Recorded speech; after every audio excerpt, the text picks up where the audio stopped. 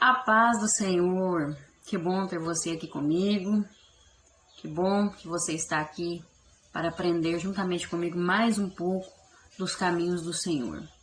Eu sou a Kellen Cristina, professora da Escola Bíblica Dominical, na Igreja Assembleia de Deus, Madureira, Campo de Turvânia. Meu pastor presidente é o pastor Wida Marques Luiz de Oliveira e a pastora presidente é a pastora Arlene Gonçalves, esposa do pastor Wida Marques, né? E é com muita alegria que eu estou aqui para trazer mais uma lição da Escola Bíblica Dominical. É a lição de número 6 hoje, né, do nosso trimestre, né, sobre o livro de Esther, primeiro de 2021. Estamos aprendendo grandes coisas. E o título da lição de hoje nos diz assim: o cristão e o cuidado de Deus. O textuário nos diz assim, ó, eu vou ler para vocês o versículo do textual na linguagem atualizada. A Bíblia com linguagem atualizada porque fica mais fácil de entender, mas tem o mesmo contexto, né? De uma linguagem, revista e corrigida. Então vou ler aqui para vocês. O textual diz assim: se você ficar calada numa situação como esta, do céu virão socorro e ajuda para os judeus, e eles serão salvos. Porém, você morrerá e a família do seu pai desaparecerá. Mas quem sabe, talvez você tenha sido feita rainha justamente para ajudar numa situação como esta. Esther, capítulo 4, versículo 14. A verdade aplicada nos diz assim: o caráter da rainha Esther ensina como submeter-se à vontade de Deus e apreciar seu cuidado constante. Os objetivos da lição são esses aqui, ó. Compreender que o amor de Deus é imensurável, mostrar que a dor nos aproxima de Deus, entender que o nosso fundamento é Cristo. Os textos de referência para essa lição se encontram no livro de Esther, capítulo 4, os versículos 4, 5, 6 e 7, do 4 ao 7, né? E eu vou ler novamente aqui na Bíblia, com linguagem atualizada, para ter uma melhor compreensão, né? Mas de todo jeito é importante que você leia todo o livro de Esther, né? Entenda a história, porque essas lições estão baseadas no livro de Esther. Se você ler o livro de Esther, você vai ter uma melhor compreensão de todo esse contexto, né? Fica mais fácil de entender. É tão ruim quando a gente está por fora, né, do que se está falando, de qual história é essa, né? É bom buscar uma melhor compreensão. Então vamos ler aqui os textos de referência. Esther capítulo 4, do 4 ao 7. Esther ficou muito aflita quando as suas empregadas e os seus eunucos lhe contaram o que havia acontecido. Ela mandou roupas para Mordecai, ou Mardoqueu, vestir, mas ele não quis. Então ela mandou chamar Ataque, um dos eunucos do palácio, que tinha sido escolhido para atendê-la, e ordenou que ele fosse falar com Mordecai para saber o que estava acontecendo e qual era a razão de tudo aquilo. Ataque foi procurar Mordecai na praça que havia em frente do palácio, e Mordecai contou tudo o que tinha acontecido com ele. Disse também a quantia exata que Amã tinha prometido depositar nos cofres do rei como pagamento pela destruição de todos os judeus. Vamos fazer uma oração neste momento. E o motivo sugerido aqui pela nossa revista é que nós oremos para que por nossas igrejas que estão espalhadas pelo mundo inteiro, né? Orar uns pelos outros. Vamos orar neste momento, então. Vamos lá. Senhor, meu Deus, eterno Pai, neste momento agora, Senhor, eu me apresento a Ti como Tua serva, como um instrumento nas Tuas mãos. Que nada sou, Senhor, mas o Senhor é que é tudo na minha vida. Sem o Senhor, eu não existo, eu não sou nada.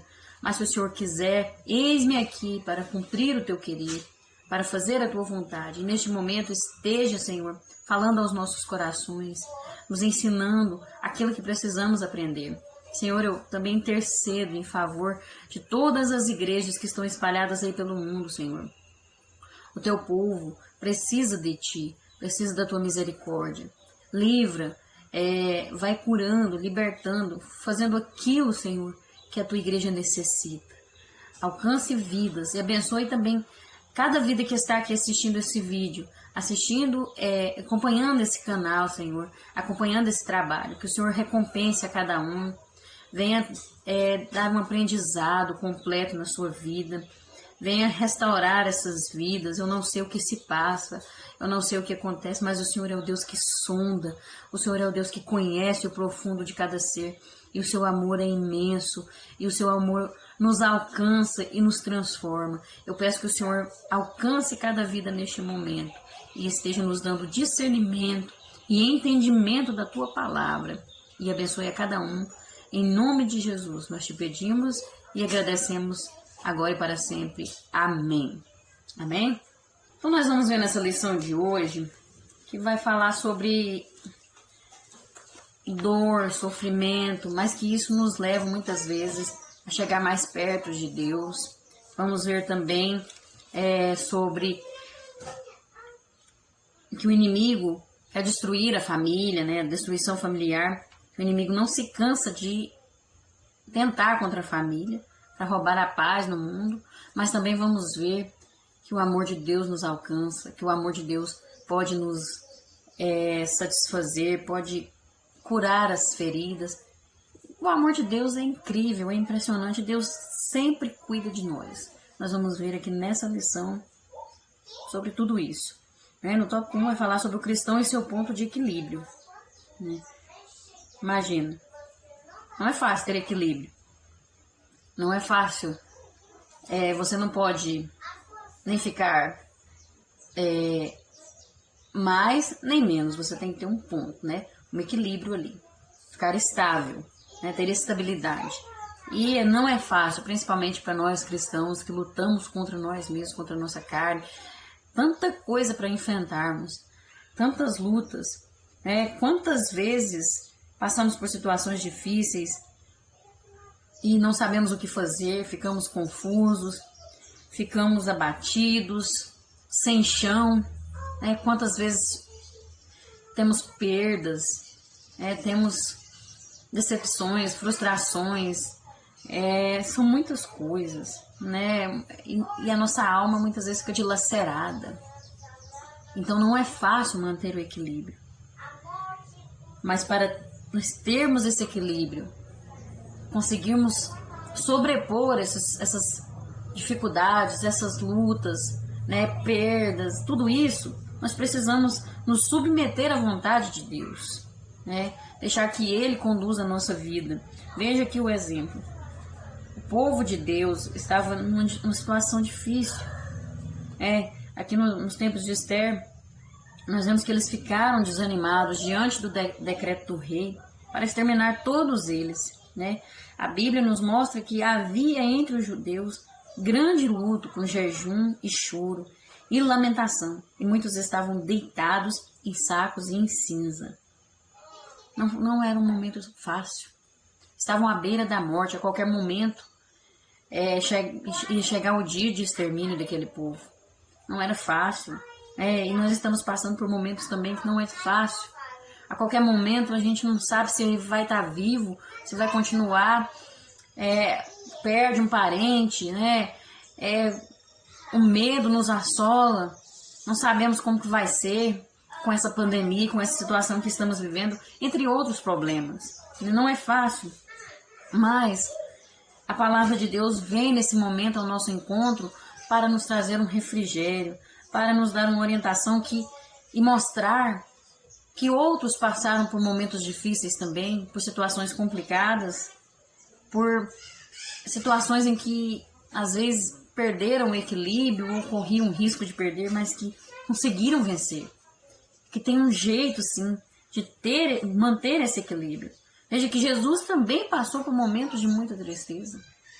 Jesus passou por maior tristeza, maior dor que alguém poderia passar na face da terra. Ele suportou todas as enfermidades, todas as doenças, né? Depressão, câncer, tudo ele suportou naquele momento ali. As iniquidades, os pecados de todas as pessoas, até as que ainda vai nascer, as que vão nascer, ele suportou tudo. tanto que o seu suor se transformou em sangue. A angústia que ele estava sentindo era tremenda. Mas mesmo assim, ele ainda falou que desde o início do seu ministério ele sabia que ia passar por isso. Mas ele sempre falava, tenha ânimo, tenha bom ânimo. No mundo tereis aflições, mas eu venci e vocês vão vencer. Então, nós devemos nos submeter à vontade de Deus. E agir com quietude e confiança em Deus, porque assim nós vamos ter equilíbrio. Nós vamos ter conseguir sobrepor todas essas coisas, né? E nós vamos ver aqui como ter esse equilíbrio aqui. Vamos especificar aqui como que nós vamos conseguir ter esse equilíbrio. Primeiramente, devemos confiar no cuidado de Deus, porque Deus cuida do seu povo, né? No tópico 1.1 vai falar sobre isso, cuidado de Deus com o seu povo. E estar sobre os cuidados de Deus significa segurança, né? Estabilidade, é a garantia de sucesso nos momentos difíceis, né? É estar debaixo do cuidado de Deus, né? Quando nós nos submetemos à vontade de Deus, passamos literalmente a estar sobre os cuidados dele, porque aí é ele que vai estar conduzindo, é a vontade dele que vai estar prevalecendo, então ele está cuidando de tudo, e Deus sempre cuida de nós. Nós precisamos confiar no Senhor, confiar nos propósitos dele para a nossa vida. Aqui nós vemos aqui que Deus sempre mostrou um profundo amor para com o povo de Israel. Veja que os israelitas, eles já haviam experimentado o amor de Deus desde a travessia do Mar Vermelho, desde a libertação do Egito, né? Quantos milagres, quantos livramentos o Senhor deu para aquele povo. Então o amor de Deus é grandioso desde o princípio, né? Com o povo de Israel e também conosco também. O amor dele supre tudo. E nós vemos que aqui no livro de Esther, mais uma vez o Senhor agiu de forma tremenda e maravilhosa para livrar o seu povo do extermínio, né? Quando ali tudo parecia escuro, incerto, sem solução, Deus entra em cena e muda a história de uma forma sobrenatural, né? É incrível, é admirável a forma como o amor de Deus é presenciada na vida do povo eleito por ele, do povo que tem aliança com ele, que tem compromisso com ele. Isso faz parte do seu amor sempre presente, guardando a nossa vida. Deus sempre tem nos guardado, tem cuidado de nós. O Senhor é cuidadoso para com todos os que o buscam com o coração sincero. 1.2 vai falar que o Senhor deve guiar a nossa vida. Porque se Ele estiver guiando a nossa vida, aí quando vier os problemas, as dificuldades, nós vamos conseguir manter o equilíbrio, né? Porque o Senhor conhece o nosso caminho, o nosso deitar, o nosso levantar, Ele conhece. Ele sabe o que é melhor. A vida de Esther foi dirigida do início ao fim pelo Senhor. Ela pôde entender que os planos de Deus são sempre os melhores. Por isso ela permitiu que o Senhor guiasse a vida dela, conduzisse a vida dela. Ela entendeu que não tinha que ser do jeito que ela queria, mas sim do jeito que o Senhor queria. Porque nem sempre o que nós queremos é o que nós precisamos, mas tudo que o Senhor faz é para o nosso bem, é aquilo que nós precisamos. Por isso nós devemos deixar Ele guiar a nossa vida. Muitas vezes achamos que perdemos o controle da situação, que a vida perdeu o rumo, perdeu o sentido. Mas quando isso acontece, é porque na verdade a gente está tentando controlar a vida. A gente está tentando guiar a nossa vida por nossa conta própria. E não devemos fazer isso. Quem deve guiar a nossa vida é o Senhor. É Ele que tem que estar no controle. Então quando parece que está fora do controle, Deus perdeu o controle. Não. Deus não perdeu o controle de nada. Ele nunca perde o controle de nada. Ele está acima de tudo isso. Acontece isso é porque nós queremos conduzir a nossa vida do nosso jeito. Por isso que às vezes as coisas saem do controle. Então nós devemos deixar o Senhor guiar a nossa vida, porque Ele age para o bem daqueles que o amam. Romanos 8:28 fala: pois sabemos que todas as coisas trabalham juntas para o bem daqueles que amam a Deus, daqueles que Ele chamou de acordo com o seu plano. Então nós precisamos amar a Deus e deixar Ele conduzir a nossa vida. Amar a Deus significa você obedecer a Ele, você aceitar os propósitos dele para sua vida. Não é só dizer eu amo a Deus. Falar que ama a Deus é fácil. Você tem que praticar esse amor, procurar conhecê-lo, qual é a sua vontade, e entregar a sua vida nas mãos dele e deixar ele conduzir. Ele conhece, Deus está presente em nossa vida desde o período fetal. Salmo 39 fala disso, desde o princípio. Lá fala assim: os teus olhos viram o meu corpo ainda informe, no teu livro todas essas coisas foram escritas, as quais iam sendo dia a dia formadas, quando nem ainda uma delas havia. Então Deus já está presente, Ele já sonda a nossa vida, já sabe tudo que vai acontecer na nossa vida, muito antes de acontecer. Jesus disse que até os cabelos da nossa cabeça estão todos contados. Consegue contar o tanto de cabelo que tem na sua cabeça? Eu já tentei. Não dei conta não. Misericórdia. E Ele sabe de todas as pessoas do mundo. Olha que Deus incrível. Olha que Deus tremendo.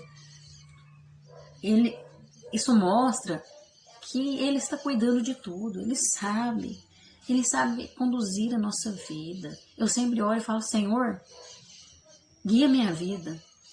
Toma conta, Senhor. Porque se eu for por minha própria conta, por mim mesma, eu faço tudo errado. Eu me perco, eu não sei o que é o certo.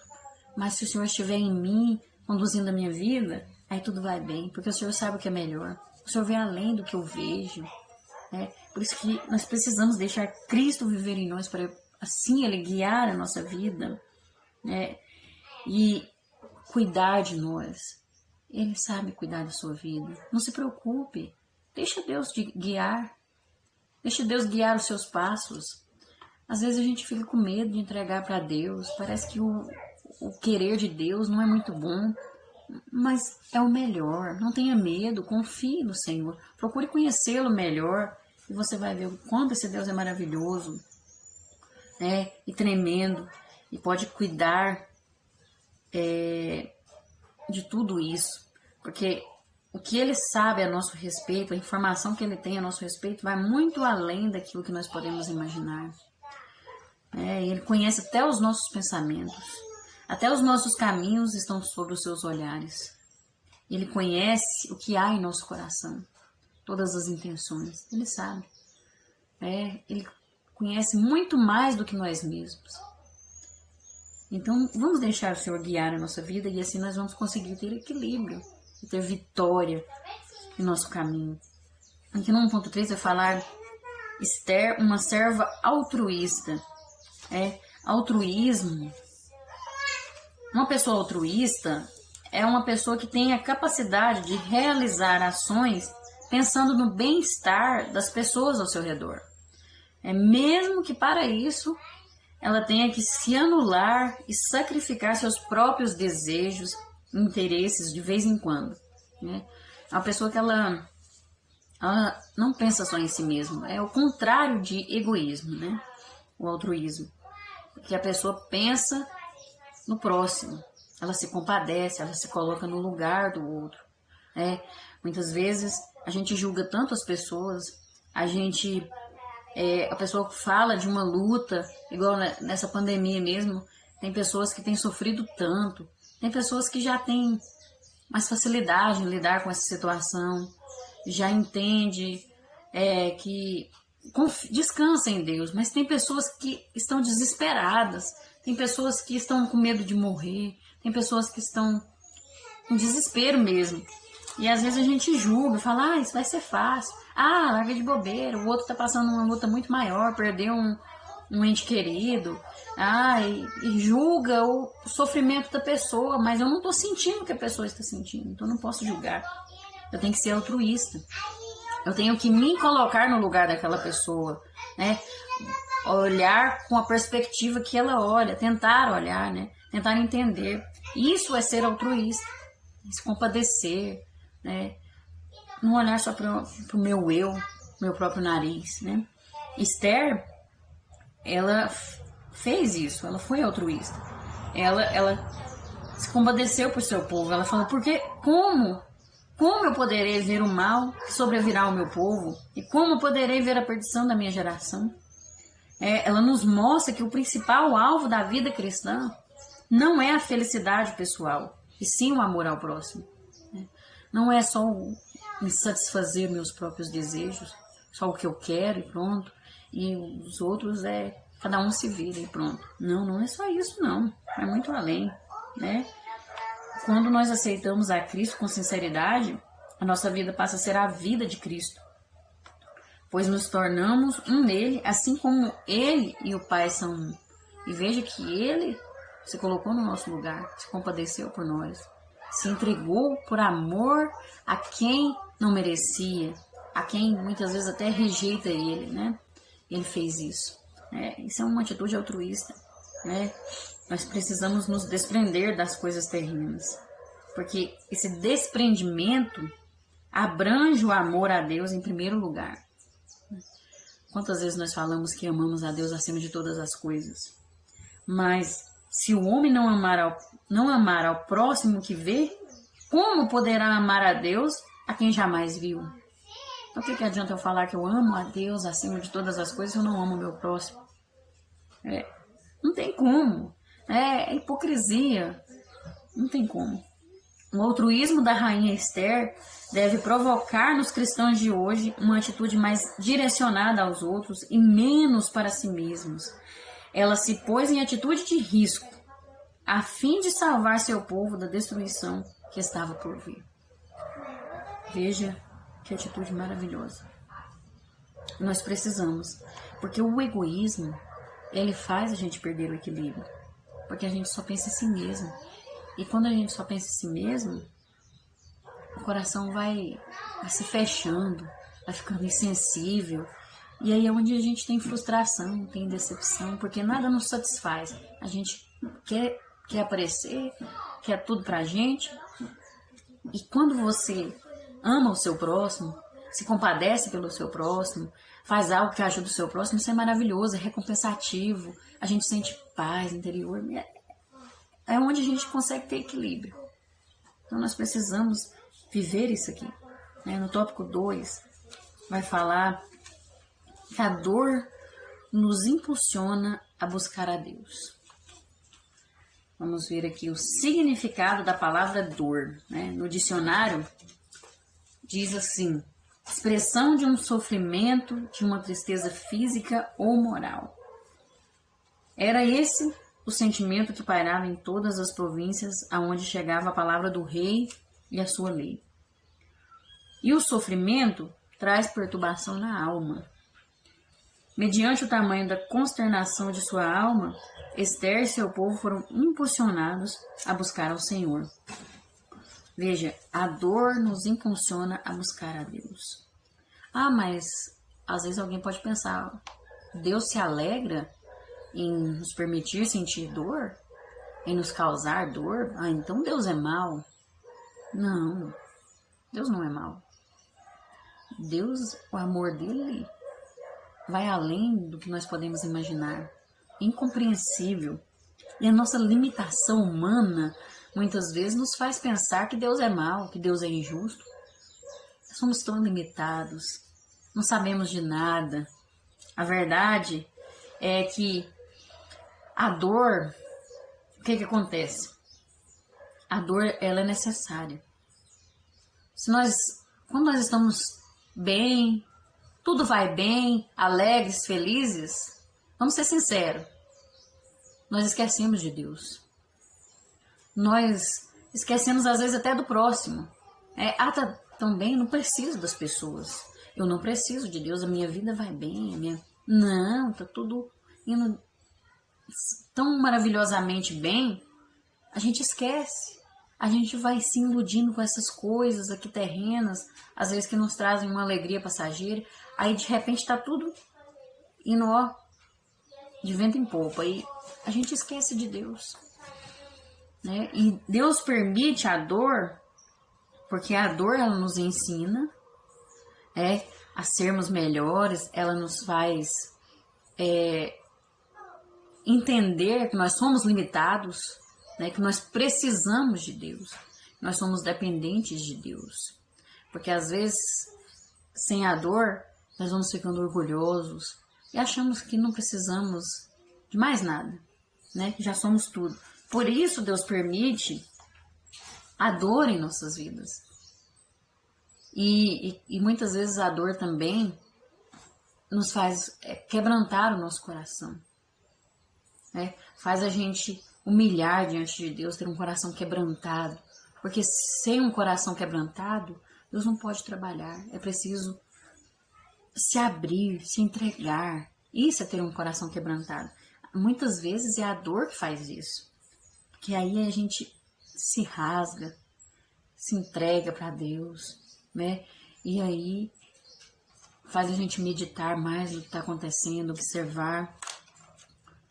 E a gente se aproxima mais de Deus, né? É só assim que o ser humano busca a Deus. Não tem outra forma. E nós precisamos entender isso. E mesmo diante da dor, diante da angústia, diante do sofrimento, que às vezes traz perturbação na nossa alma, nós devemos agir por fé. Como diz aqui no tópico 2.1. Devemos agir por fé. Mesmo diante da dor, diante do medo, diante das perseguições, das tribulações, diante de tudo. Devemos ter fé. Quando chegavam a notícia ali, sobre o extermínio daquele povo, aqueles judeus ali, foram chegando nas cidades, as pessoas, os judeus começaram a se desesperar, né? A dor era tremenda, mas Esther, ela olhava para o alto e ela se lembrava dos ensinamentos de seu primo a respeito de como o Senhor havia libertado o seu povo do Egito. Eu acredito que Mardoqueu, Esther e todos os judeus se lembraram disso. Se lembraram que Deus já tinha socorrido eles, né? Se lembraram lá do passado o que Deus já tinha feito. E confiaram que esse mesmo Deus poderia livrá-los dessa terrível ameaça. E nós vemos aqui na palavra de Deus muitas recomendações para agirmos por meio da fé. A fé ela precisa ser alimentada. Quando nós lembramos, você pode olhar para a sua vida e lembrar de coisas que Deus já fez na sua vida. Lembrar tanto dessas histórias aqui da palavra de Deus, desses milagres, desses feitos maravilhosos que Deus já fez, mas também você pode lembrar do que Deus já fez na sua vida. Eu tenho certeza que você tem um milagre para contar, que você tem algo tremendo que Deus já fez na sua vida. Por isso que muitas vezes nós precisamos olhar para trás e ver de onde nós saímos, ver o que Deus já fez na nossa vida e acreditar que esse momento difícil vai passar. Não sei o que você está passando, mas acredite, tenha fé. Mardoqueu, ele demonstrou fé quando respondeu a Esther com firmeza, assegurando a ela que se ela não agisse de alguma maneira, o Senhor ia salvar o povo. O povo de Deus não ia ficar esquecido, não ia ficar desprezado. O povo de Deus seria salvo de uma forma ou de outra. Esther agindo como rainha ou não, o Senhor ia salvar. Isso é uma fé tremenda desse homem. E a mesma fé cabe aos cristãos de hoje. Precisamos ter essa fé, porque o Senhor, ele se levanta em defesa dos seus. Ele cuida, ele protege, ele provê aquilo que que não tem mais jeito, ele age, ele faz o impossível. E nós precisamos ter fé, né? A fé, a fé, lá em Hebreus fala que é o firme fundamento das coisas que se esperam e a prova das coisas que se não veem. Então nós precisamos ter fé. Nós lembramos de Abrão, né? Um exemplo aqui que é citado pelo comentarista aqui da revista. Abrão, o Senhor ordenou a ele para ele abandonar a sua terra, seus parentes, e ir para uma terra que ele nem conhecia, nem sabia onde era, mas ele foi. Ele foi confiando no Senhor. Não questionou, nem questionou essa ordem, simplesmente foi. Obedeceu porque tinha fé. Ele provou que a sua confiança estava em Deus, e não pelo que ele via. E ele foi além, que recebeu o nome de Abraão. Ele foi além, porque Deus fez uma promessa na vida dele, de que através dele, ele ia ser pai de muitas nações, que são um número tão grande quanto as estrelas do céu e os grãos de areia do mar. E ele viu só um filho. Ele teve só um filho.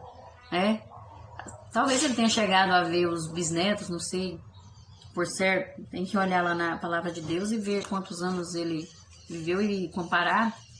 Mas ele não viu aquela multidão que veio depois dele.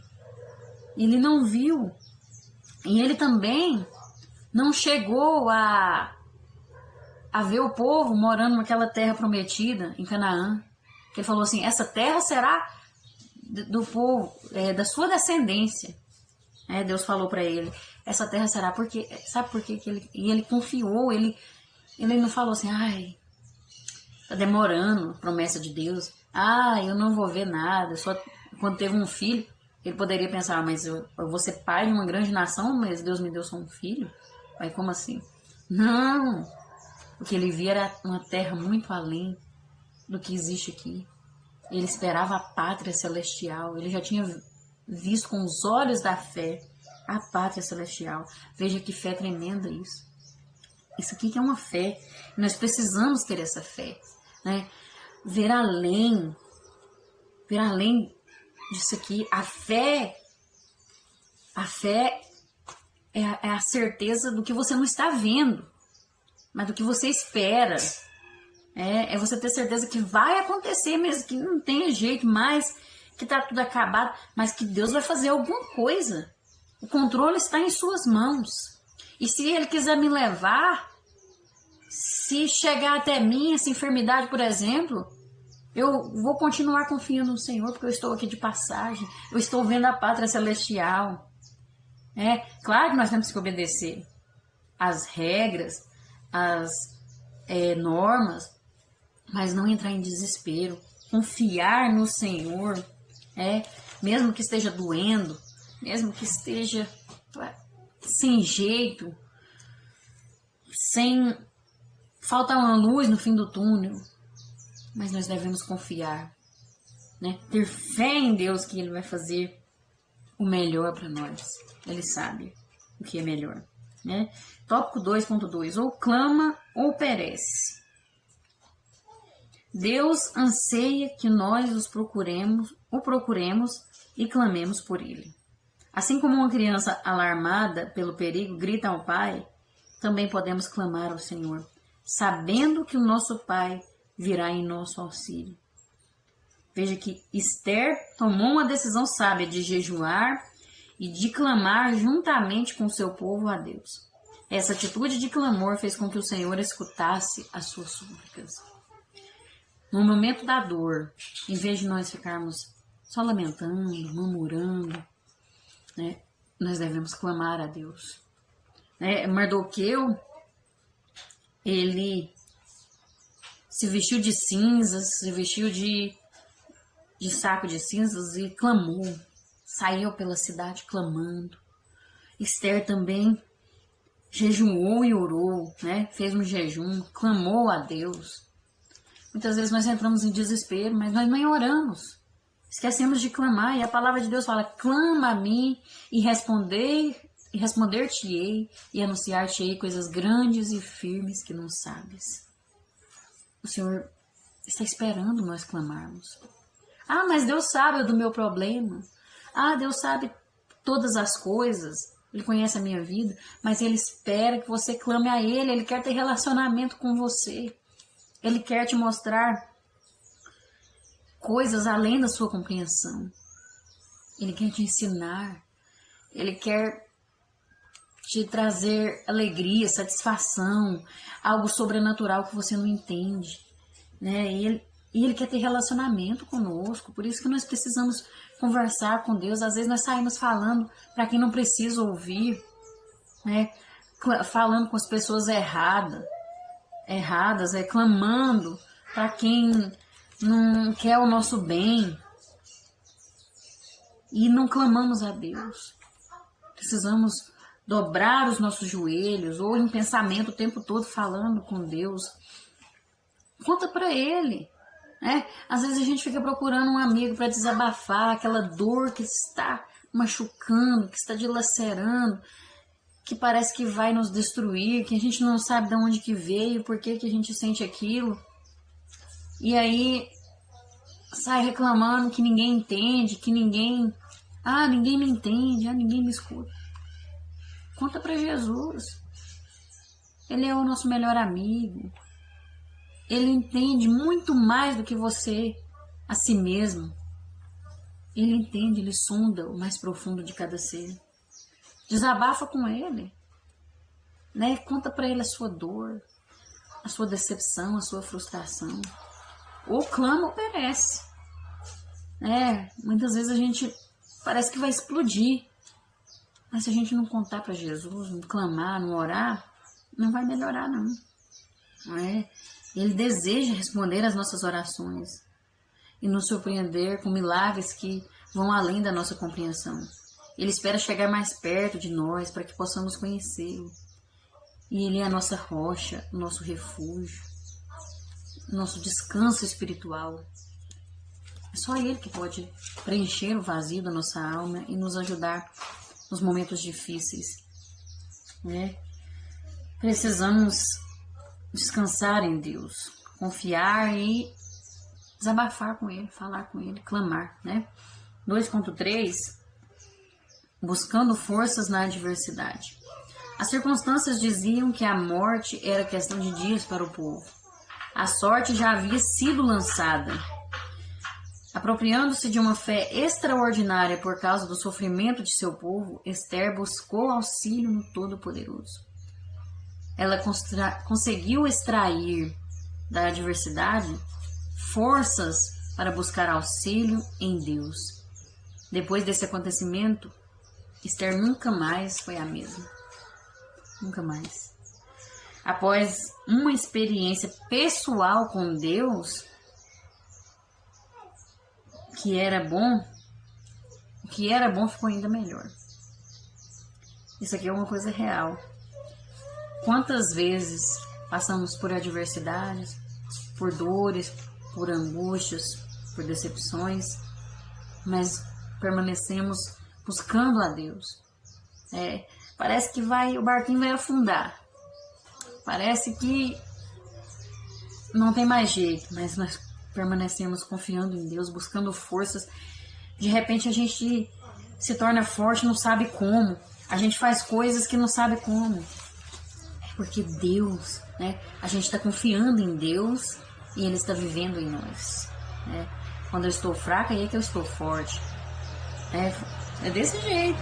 E aí depois, quando tudo passa, o relacionamento com Deus fica... Você olha assim e fala, meu Deus, olha o que eu aprendi. Olha o que o Senhor tem me mostrado. Olha quem que eu me tornei. Me tornei uma pessoa melhor, uma pessoa transformada, uma pessoa liberta. Muitas vezes a decepção nos liberta. Nos cura, tem vez. Mesmo que dói na hora, mesmo que a luta tá difícil, busque forças em Deus. Né? A alegria do Senhor é a nossa força. Ele pode nos fortalecer. E aquilo que era bom vai ficar ainda melhor. Tenho certeza, eu posso afirmar com certeza isso para você. A glória da segunda casa vai ser bem maior que a da primeira. Não é a glória de ser exaltado, não. Mas é o seu relacionamento com Deus. É coisas que as pessoas não precisam, não estão vendo. É coisas entre você e Deus. É a sua intimidade com o Senhor. Aquilo que as pessoas nem sabem. As pessoas não entendem isso. Mas o importante é você e Deus. Né? E os frutos virão depois. Os frutos do Espírito, né? Virão depois. Aí isso as pessoas vão ver. E aí a gente não fica nem querendo a glória pra gente. A gente não fica nem querendo ser exaltado. A gente quer que o nome de Deus seja glorificado através da nossa vida. E é disso aqui que nós estamos falando, né? Quando buscamos forças na adversidade, na dor, é isso que acontece. Né? O cristão do mundo de hoje não deve deixar a fé vacilar. Precisa olhar para a cruz e fixar seu olhar em Cristo Jesus, que venceu tudo por amor a cada um de nós. Olhar para Cristo. Como que eu consigo ter força na adversidade? Olhando para Jesus. Veja Pedro. Pedro, enquanto ele estava olhando para Cristo, andando por cima do mar, tudo ia bem. Mas a partir do momento que ele olhou para as adversidades, né, que eram as ondas simbolizam para nós as adversidades. Ele olhou, tirou o olhar de Cristo, aí ele começou a afundar. Nós precisamos fixar o olhar em Cristo Jesus. Né? Não olhar nem para a direita e nem para a esquerda, mas somente para o autor e consumador da nossa fé. Parar de olhar para as pessoas, para o ser humano que é falho, né? Olhar para Cristo. Tem gente que fica a vida inteira olhando só para a vida dos outros. Ai, é crente faz isso. Ai, o irmão faz isso. Ai, pelo amor de Deus, olha para Jesus. Quem dá salvação é Jesus, não é as pessoas que salvam, não. Não é o pastor, não é a igreja que vai te salvar. É Cristo Jesus que vai salvar. É Deus que pode nos libertar, que pode nos salvar. Então você tem que olhar para Ele. É Ele que tem que ser o seu exemplo. E você tem que fazer com que Cristo brilhe em você. Que as pessoas têm que ver Cristo em nós. Como que as pessoas vão ver Cristo em mim se eu fico só olhando para a vida dos outros, falando da vida dos outros, e observando? Além de não ter bênçãos vindas do céu, que isso atrapalha as bênçãos de Deus sobre a nossa vida, eu ainda vou, muitas vezes pode até perder a salvação, não é verdade? Então vamos olhar para Cristo, que essas dores, essas lutas, nós vamos superar todas elas, em nome de Jesus. Tudo vai passar. Tópico 3 fala do o nosso fundamento é Cristo. Ele fala assim, o principal alvo de Satanás é a família, independentemente de ser cristão ou não.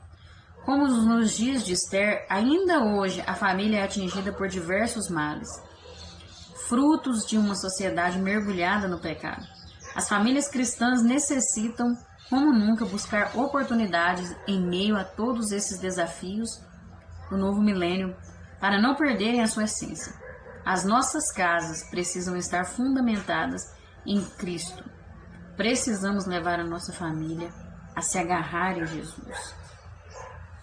Nós precisamos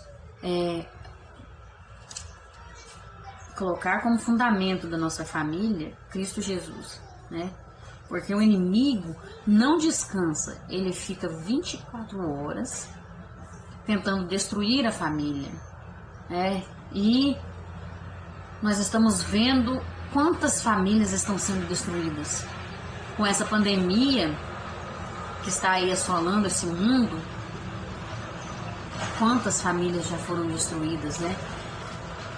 No Brasil, depois dessa pandemia, já teve um aumento de 30%, de mais de 30% nos divórcios. Isso depois da pandemia. Por que isso acontece? Porque as famílias estão dentro de casa agora. Estão tendo que conviver umas com as outras. O pai não vai mais trabalhar. A mãe tem que ficar junto com o pai, com os filhos, todo mundo ali, né? E ali tem pessoas que já não se conhecem mais. Estão convivendo com estranhos e não estão suportando isso. Porque falta ter Cristo como fundamento nas suas vidas. Falta ter a pedra angular, a pedra fundamental do alicerce, né? Tem que ser Cristo. Falta isso. E as pessoas estão tão egoístas, estão pensando só em si mesmos, satisfazer seus próprios desejos, não suportam mais os defeitos uns dos outros, acham que é tudo um conto de fadas, que tem que viver só de fantasias. Não, gente. Nós temos que tentar. É nesse momento aqui, ó, que tem que ser altruísta. Que tem que tentar se colocar no lugar do outro, compreender um ao outro, né? E não dar lugar, não dar brecha pro diabo. As pessoas estão dando brecha pro diabo, entrando em coisas que não deviam, dando lugar para ciladas do inimigo, principalmente na internet. As famílias estão sendo destruídas. A nossa luta não é contra o vizinho, contra as pessoas que às vezes tem gente que incute que tô sendo perseguida pelo irmão, aquele irmão não gosta de mim. Mas a nossa luta maior é contra nós mesmos e contra as potestades, né? O inimigo fica usando as pessoas, fica cirandando. Nós já vimos isso nas lições, né? Nós temos que lutar. O nosso maior inimigo somos nós. Contra o orgulho que está dentro de nós, o egoísmo, contra querer assim alimentar seu próprio ego, querer ser mais que os outros. Às vezes a gente fica tão insensível à nossa família, aos nossos filhos. Às vezes tem gente que está vivendo na igreja, é uma coisa na igreja e dentro de casa é outra, né? E os filhos estão vendo isso. Seus filhos estão vendo como você trata o seu cônjuge, como você trata seu esposo, sua esposa, como você fala da vida dos outros, né? Tem gente que lá na igreja vive um crentão, uma crentona, mas dentro de casa, ixi, fala mal dos outros até a língua pegar fogo. E os filhos estão vendo isso. Que exemplo que eles vão ter? Quem que eles vão ser quando crescer? Aí depois a gente vê fazendo um trem errado, a gente acha ruim. Mas e o exemplo? Né? Se o filho vê só o pai brigando com a mãe, agredindo a sua mãe, ou a mãe desrespeitando o pai, a gente acha que não é criança, não tem problema. Pelo amor de Deus, mano. As crianças estão absorvendo tudo, muita pudriqueira, o que não presta, dentro de casa. E nós temos que ter cuidado. Aí depois tá falando coisa, gente, onde será que meu filho falou isso? Como é que ele aprendeu isso? Às vezes é dentro de casa. Às vezes a gente não percebe o que a gente tá falando perto da criança. Vamos vigiar, né? Vamos lutar contra nós mesmos. Pedir a Deus, Senhor, me muda, me transforma, eu não quero mais ser assim, né? Eu errei, eu falei um trem que eu não devia, me perdoa, eu quero ser diferente, buscar em Deus, né? Nosso fundamento tem que ser Cristo.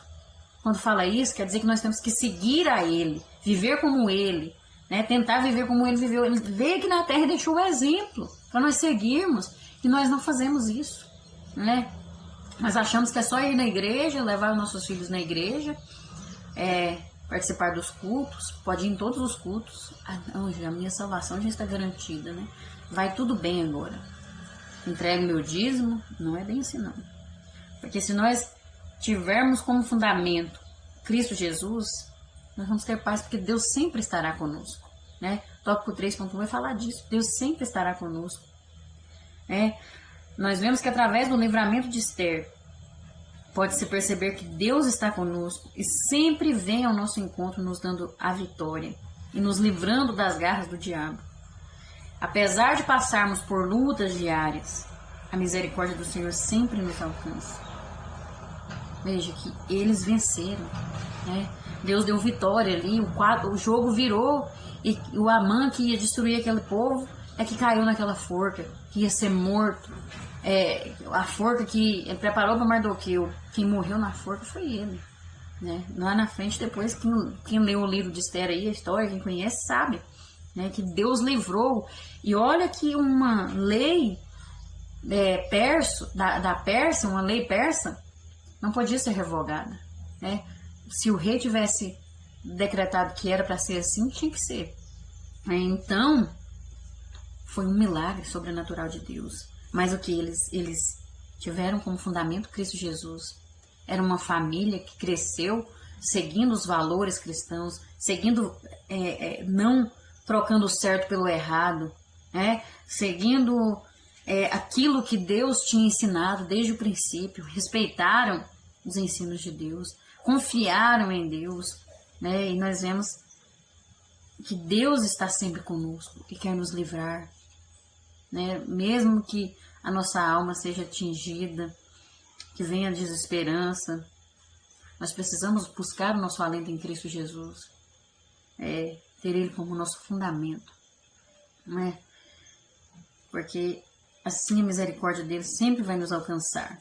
3.2 Não deixe que nada roube a sua paz. O extermínio familiar é uma luta intensa que o diabo trava desde o momento em que soube que de uma mulher nasceria o Salvador do mundo, né? Lá no Jardim do Éden, né? Ele odeia, detesta a família, porque sabe que se em casa está mal, não importa o quanto as outras coisas estejam bem, a nossa mente não vai estar em paz, né? Quando está mal em casa, o casamento vai mal, com os filhos vai mal, pode ter riquezas, pode ter sucesso no trabalho, que não vai bem. Não temos paz. É desse jeito. E o inimigo fica fazendo mais armadilhas ainda. Se nós desejamos uma vida familiar bem-sucedida, necessitamos habitar em total conexão com o Senhor todos os dias. E precisamos da armadura de Deus para que possamos enfrentar as lutas e os desafios do nosso tempo e nos fortalecermos no Senhor. Precisamos nos revestir da armadura de Deus para que possamos alcançar livramento e enfrentarmos todos esses desafios. Porque um casamento, cuidar de uma família, viver em paz e harmonia com a nossa família, debaixo dos propósitos de Deus, manter os valores, princípios que Deus nos ensina, é uma luta travada, né? É uma luta diária. Mas se nós estivermos conectados com o Senhor, tendo relacionamento com Deus, Ele vivendo em nós esvaziarmos de nós mesmos e sermos altruístas, tudo isso aqui que já foi falado, aí vai bem, né? Precisamos orar pela nossa família, cuidar da nossa família, porque ele é um presente de Deus para nós, né?